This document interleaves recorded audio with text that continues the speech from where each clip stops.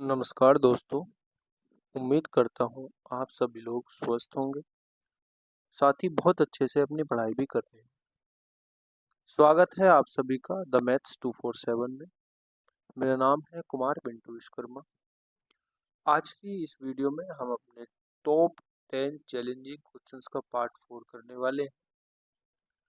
जैसा कि आप सब लोग जानते हैं, हमारा ये टॉप 10 चैलेंजिंग क्वेश्चन जितने भी अच्छे लेवल के क्वेश्चंस आते हैं उन सबको हम धीरे धीरे समझने की, टैकल करने की कोशिश कर रहे हैं।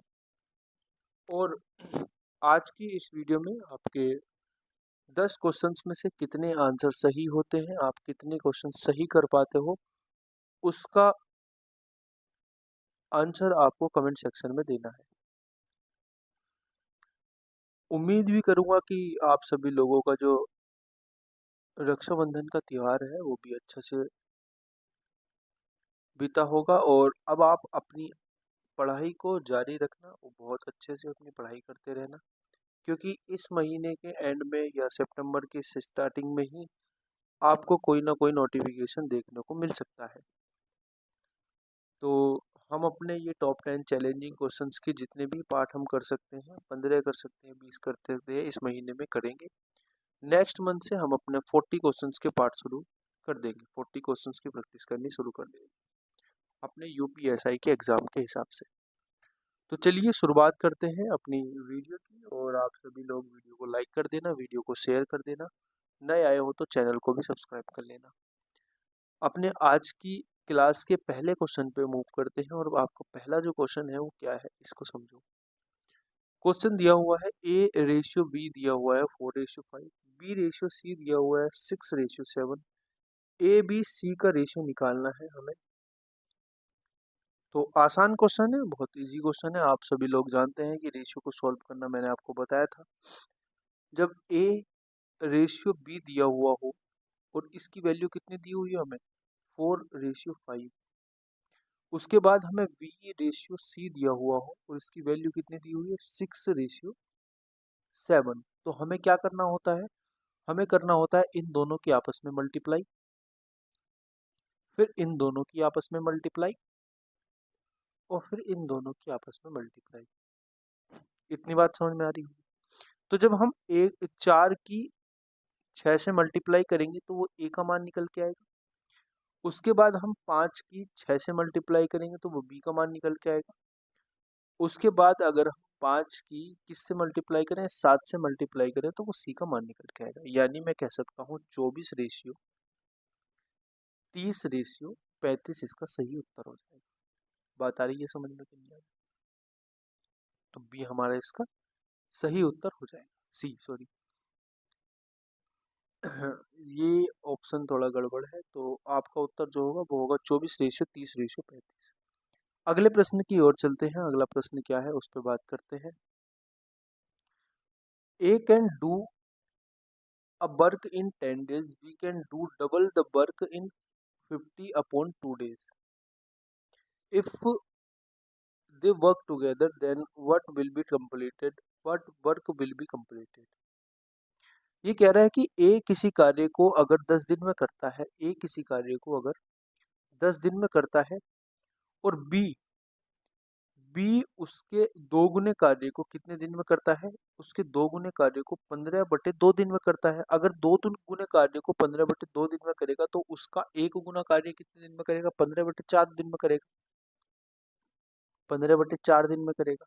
इसका आप ले लो एलसीएम। हम इसका 60 एलसीएम ले लेते हैं, तो 6 बार जाएगा, और 15 चौका 4 चौक 16 बार जाएगा।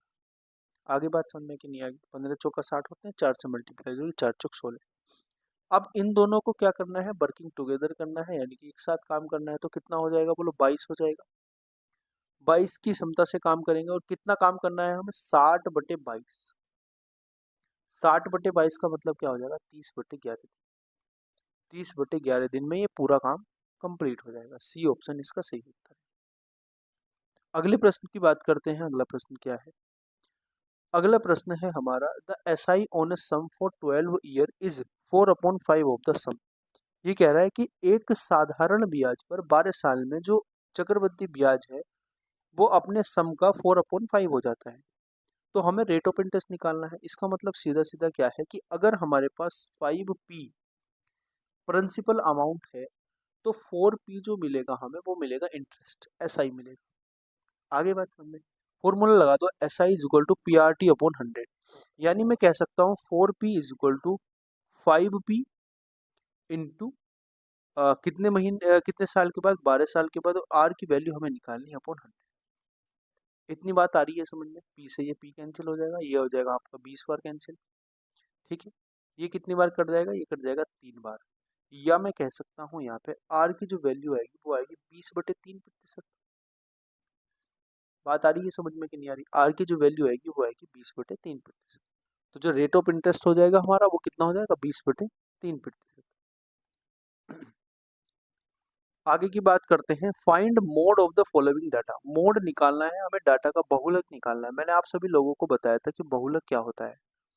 बहुलक होता है जिस संख्या का सबसे मैक्सिमम बार रिपीटेशन होता है किसी भी डाटा में, वो उसका बहुलक होता है। आप देख लो इसमें सबसे ज्यादा बार कौन सा है, 12 देखो कितनी बार है, 1 2 बार है, तो 12 तो हो ही नहीं सकता आंसर।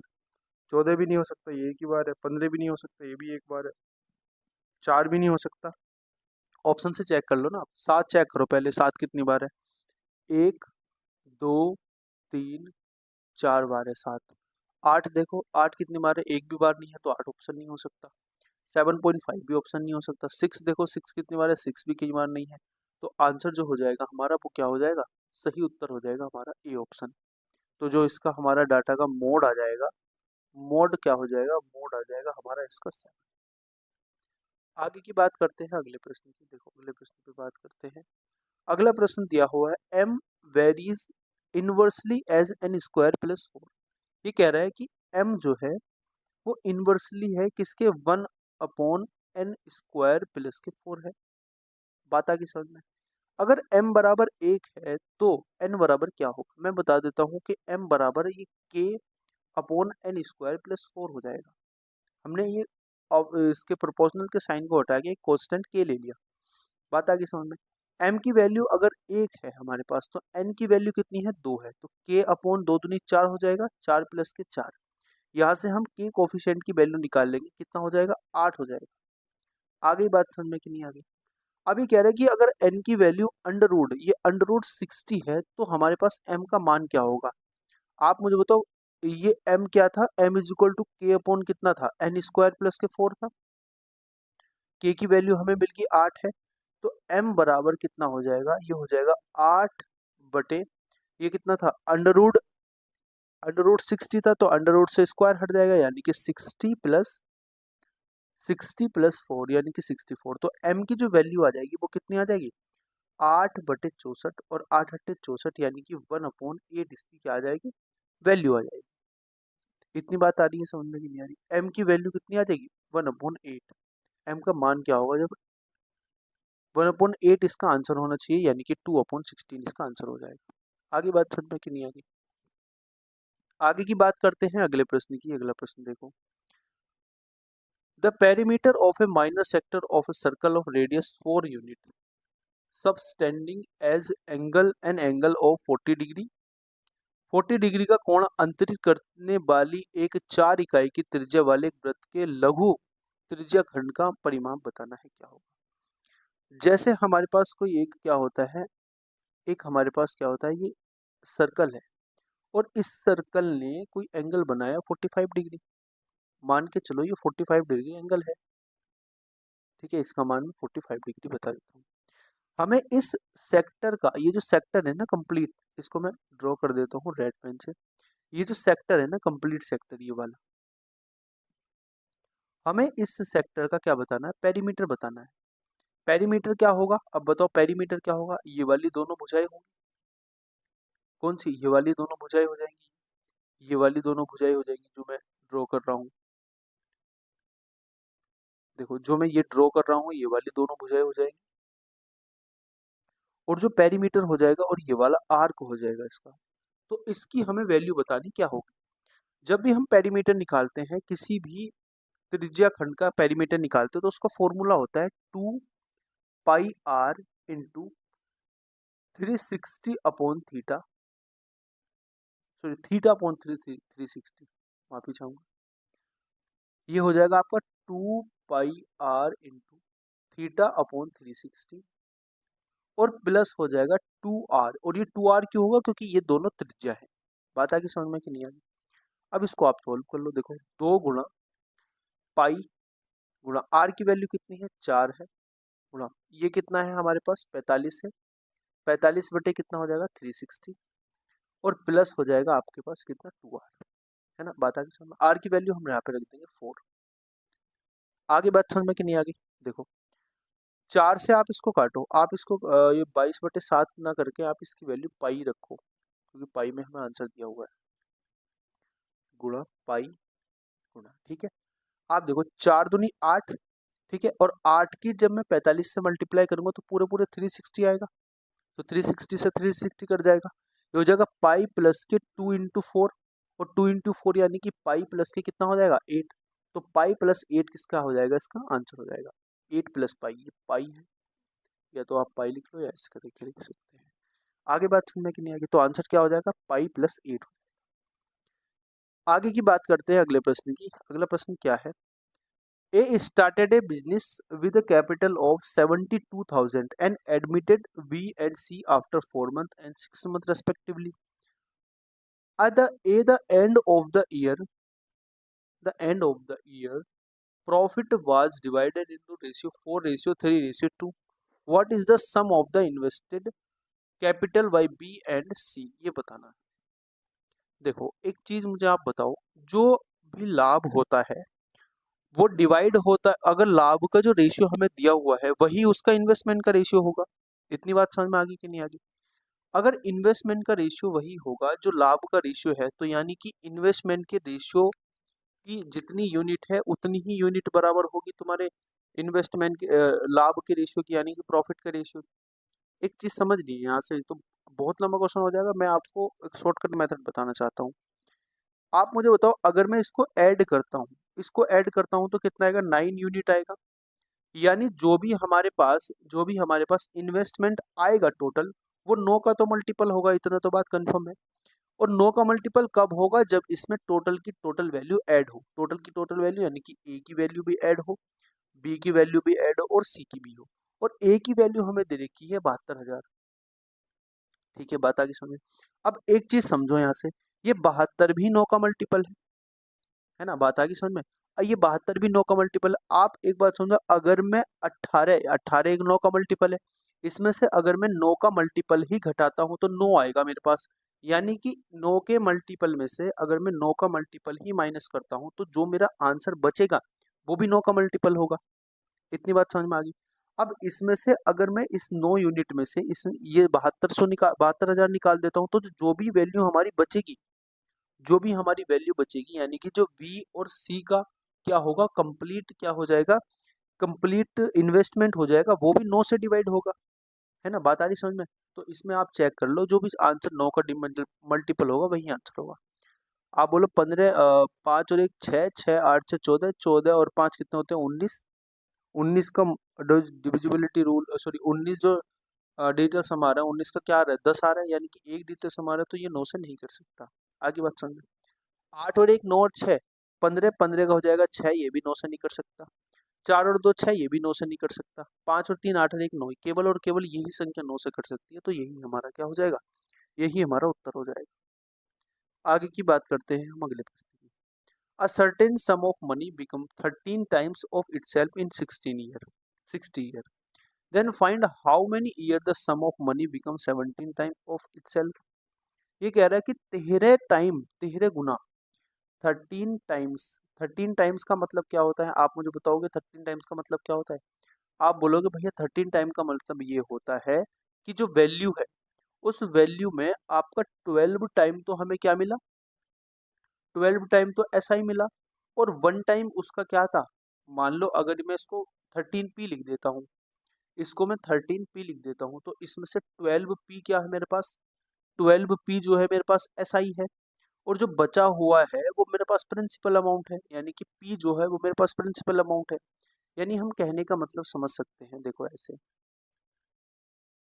ऐसे कह सकते हैं कि अगर वो 3 गुना हुई है राशि अपने आप की, तो इसका मतलब सीधा सीधा ये है कि उसका 12 गुना क्या मिला होगा, उसका प्रिंसिपल 12 मिला, उसको एसआई मिला होगा 12 गुना, और 12 गुना एसआई मिला होगा, प्रिंसिपल अमाउंट पे मिला होगा, मल्टीप्लाई आर कितना है, आर हमें अच्छा then find the how many, हाँ आर हमें निकालना है, और टाइम हमें कितना दिया हुआ है दोस्तों, टाइम हमें दिया हुआ है 60 ईयर, अपॉन कितना हो जाएगा, अपॉन हो जाएगा 100। बात आगे समझ में, इससे ये कट जाएगा, 12 पंजे 60 हो जाएगा, 5 से कितनी बार कट जाएगा, 5 से कट जाएगा या 20 बार, यानी आर की जो वैल्यू हो जाएगी, आर की जो वैल्यू हो जाएगी वो 20% हो जाएगी। इतनी बात आगे समझ में कि नहीं आएगी, आर की जो वैल्यू हो जाएगी वो 20% हो जाएगी।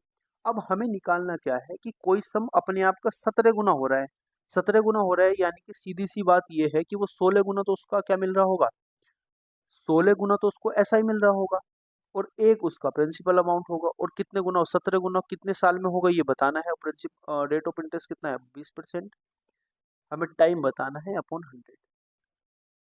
ठीक है, इससे ये कट जाएगा, 20 से कितनी बार कट जाएगा, 5 बार, तो जो टी की वैल्यू आ जाएगी वो आ जाएगी 16 पंजे 80 साल, यानी कि 80 वर्ष में वो राशि अपने आप की कितनी हो जाएगी, वो राशि अपने आप की 80 वर्ष में अपने आप की कितने गुना हो जाएगी, वो हो जाएगी 17 गुना। बात आ रही है समझ में कि नहीं? हाँ जी, तो अगले क्वेश्चन की बात करते हैं। देखो क्वेश्चन क्या है, a company employ a salesman and promise to pay commission 10% of monthly sale. Later, the company decided to change the condition and now he will be paid 6,000 per month and also 6% commission on the sale above 20,000. According to the second condition, he now received 1,200 more. Then find the monthly sale. Monthly sale कितनी होगी ये हमें बताना है। ये कह रहा है कि हमें इसने बताया है कि जो एम्प्लॉय है उसको 10% ऑफ कमीशन मिलता था जो उसने मंथली सेल की, और अब जो कंडीशन है उसको 6,000 रुपये अधिक मिलते हैं, 6,000 रुपये मिलते हैं, और जो 20,000 से ऊपर की कंडीशन है, जो 20,000 से ऊपर की धनराशि है, उस पे उसको मिलते हैं कितने रुपए, उस पे उसको मिलते हैं दोस्तों अ, हाँ 6% मिलता है कमीशन, और इस केस में उसको पहले से 1,200 रुपये अधिक मिलते हैं। तो अब बतानी है उसकी मंथली सेल कितनी होगी। देखो समझो बात को, इसने बोला है कि अगर इसको 6,000 रुपये महीना प्लस, और जितनी भी 20,000 से ऊपर की धनराशि है, 20,000 से ऊपर की जितनी भी धनराशि है उस पे इसको मिलेगा 6%, और इस तरीके से जो उसकी पहली रकम थी यानी कि एक्स जो उसने इन्वेस्टमेंट किया था उसका 10% था, उससे ये कितना अधिक है, उससे 1,200 अधिक है। आपको ये इक्वेशन समझ में आ गई होगी, अगर इक्वेशन समझ में आ गई तो क्वेश्चन सॉल्व हो गया बस, इसको आप सॉल्व कर लो। ये कितना हो जाएगा, देखो ये हो जाएगा 6 लाख प्लस ये कितना हो जाएगा 6x, माइनस ये कितना हो जाएगा आपका 6 दूनी 12, 1,20,000, और माइनस के हो जाएगा 10x, और बराबर हो जाएगा ये आपका 1,20,000। आगे बात समझ में कि नहीं आगे, बोलो आगे बात समझ में। अब इसको आप जब सिंप्लीफाई करोगे तो 6 लाख ये है, और 12 ये हो जाएगा माइनस के कितने 2,40,000, तो ये बचेगा 3,60,000, है ना, बात आगे समझ में, और ये बराबर हो जाएगा 4x के। तो जो x की वैल्यू हो जाएगी दोस्तों वो हो जाएगी यहाँ से कितनी, वो हो जाएगी यहाँ से 90,000। एक्स की जो वैल्यू हो जाएगी वो कितनी हो जाएगी 90,000, यानी कि जो उसकी मंथली सेल थी वो कितनी थी 90,000 रुपये थी। आगे की बात करते हैं अगले प्रश्न। अगला प्रश्न क्या है, a tank have taps A B and C, A and B can complete and fill the tank 10 hour and 12 hour respectively. When C can empty it 15 hour. If tap A, B, C working alternatively for an hour, then tank will be filled in how many hours? ये कह रहा है कि A, एक आदमी A है, वो इस टैंक को कितने घंटे में भर देता है, 10 घंटे में भर देता है। एक आदमी बी है, वो उस एक टैप बी है वो उसको 12 घंटे में भर देती है, और एक सी टैप है जो उसको 15 घंटे में खाली कर देता है। बात आगे समझ में, सबका एलसीएम ले लो आप, कितना 60 एलसीएम ले लेंगे, ये आ जाएगा 6, ये आ जाएगा 5, ये आ जाएगा -4। बात आ रही समझ में। अब ये कह रहे कि अल्टरनेटिव काम करते हैं, यानी कि पहले ए काम करता है, फिर बी काम करता है और फिर माइनस के सी काम करता है। सॉरी। तो ये जो 3 घंटे में काम होता है, 3 घंटे में कितना काम होता है बोलो? 3 घंटे में 7 काम होता है। 3 घंटे में, 3 घंटे में कितना काम होता है? 3 घंटे में 7 काम होता है। इतनी बात आगे समझ में कि नहीं आ रही?